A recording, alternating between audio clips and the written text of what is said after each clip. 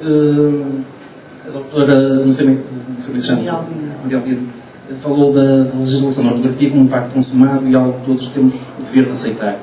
Isso é uma coisa que eu não aceito, até porque, por exemplo, o inglês não tem nenhuma lei a dizer que a grafia oficial de inglês é esta ou aquela. Há várias grafias conforme o país em que o inglês é usado e, portanto, não há nenhuma lei que obrigue a escrever desta ou daquela forma. E nem esses países, nem essas sociedades aceitariam que o Estado, que os políticos se intrometessem numa esfera da vida privada como é a sua língua materna. Disseram ambas que a língua é de todos, portanto é de cada um e não é da maioria. Né? A língua não é uma coisa democrática em que a maioria impõe à minoria as suas decisões. Portanto é um processo livre de cada um. O que estamos a ver com a cor ortográfica é que temos meia dúzia de especialistas a querer impor há dezenas de anos a milhões de pessoas aquilo que eles acham que deve ser a ortografia da língua portuguesa e aquilo que eles acham que deve ser a lusofonia no mundo e que toda a gente tem de aceitar essa visão do mundo e aceitar que o Estado legisla a ortografia. Portanto, se o inglês não precisa de legislar a ortografia e se a própria língua portuguesa até o século XX não precisou de legislar a ortografia, porque é que agora se aceita como natural e até como um dever aceitar a legislação da ortografia?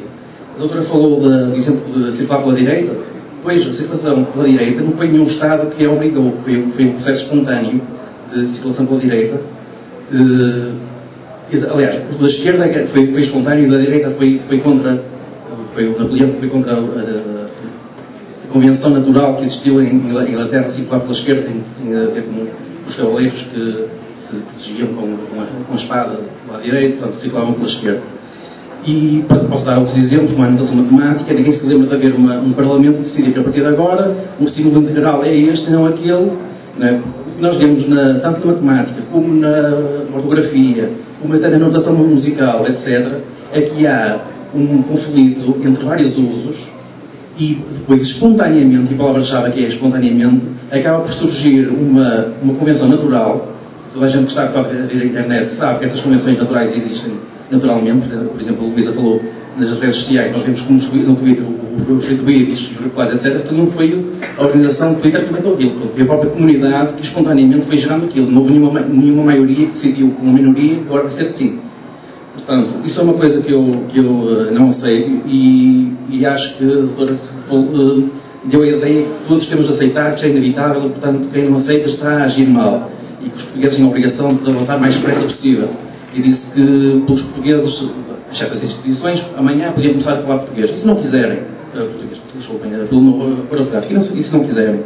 Depois, ainda na questão do ônus da prova, outro argumento que se costuma dar a favor do cor ortográfico, e eu lembro que são eles que têm de provar e não quem é contra que tem de provar, é que isso vai proporcionar uma maior projeção da língua portuguesa no mundo. Ora, eu acho que é fácil de ver que a projeção de uma língua no mundo não tem a ver com divergências ortográficas, senão em inglês não seria a língua franca, nem tem a ver com o número de pessoas, senão o chinês seria falado em todo o mundo. Tem a ver com questões económicas e também com produção cultural, científica, artística, etc. Não é por haver um cor ortográfico que os filmes portugueses vão passar a ser vistos no mundo inteiro, nem os autores portugueses vão passar a ser lidos no mundo inteiro. Aliás, falar em autores, José Saramago e Miguel Sousa Tavares publicam no Brasil e fazem questão de publicar na grafia portuguesa e vendem bastante bem. Portanto, a divergência gráfica entre Portugal e Brasil nunca foi um problema. Portanto, este acordo gráfico quer resolver um não problema e quer resolver não resolvendo, porque acaba com divergências em muitos casos, mas introduz novas divergências, como por exemplo infecção. Os brasileiros escrevem e dizem infecção e vão continuar a dizer e escrever infecção, e nós até agora escrevíamos infecção e vamos passaríamos se acertarmos no ortográfico infecção sem ser o processo de percepção, aspecto, que eles vão continuar a escrever assim. Então alguém imagina que numa instituição internacional, ou então nos próprios manuais, isso vou exemplo a seguir, alguém imagina que numa instituição internacional que haja portugueses brasileiros, um português vai dizer, não, eu quero escrever aspecto sem ser, porque agora com o ortográfico eu não digo ser, portanto não quero escrevê-lo. E o brasileiro diz, mas eu não vou escrever aspecto sem ser porque eu digo aspecto. Portanto, não faz sentido. Seria um absurdo um português e brasileiro chegarem a acordo em repartirem, digamos assim, a grafia para os dois países. O que vai acontecer é, naturalmente, um domínio das escolhas brasileiras. Então, se este acordo gráfico é político, como disse há um bocado, e não tão linguístico, mais valia os portugueses adotarem uma vez a grafia brasileira, isto onde parte a legitimidade dos legislados da ortografia, e pronto, e assim unificávamos mesmo as duas grafias, não era? Se a grafia é uma coisa convencional, portanto, podia só como concluísse que, entretanto, as pessoas perdem-se na outra questão junto. Falando disso, falam os manuais brasileiros e portugueses em África, quer dizer, o manual brasileiro vai continuar a dizer ônibus, indenizar, e isopor, e uma série de outras palavras, e banheiro, etc. E os manuais portugueses em África vão dizer esferovite, vitrine, casa de banho, autocarro, etc. Portanto, o acordo gráfico não resolve coisa nenhuma e quer resolver uma coisa que não precisava ser resolvida sequer. É só isto. Mas então queria, para pôr isto de uma forma de uma pergunta, queria que dissesse o que é que acha então na língua inglesa não haver a legislação da ortografia e se nós somos menos que eles para termos a sociedade que não é dona da sua língua, não é cada indivíduo, mas tem que haver um político, um poder político a condicionar o seu uso. Muito obrigado. Desculpem pelo tempo. Foram muitas questões. Eu acho que me esqueci de algumas pelo meio. Depois posso retomá-las. Bom, iria começar pelo inglês não ter nenhuma lei. Eu não lhe sei dizer neste momento se há alguma lei que estabelece exatamente desta forma, mas que tem regras tem. Há algumas diferenças relativamente, nomeadamente o inglês falado em Inglaterra e o inglês falado nos Estados Unidos, que são os dois países que marcam, não é? Dentro da Commonwealth, são os que marcam realmente, e têm algumas divergências ortográficas, não têm tanto como nós, por questões históricas. Foram países que aderiram à reforma protestante. E dessa reforma protestante fazia parte a tradução para inglês da Bíblia.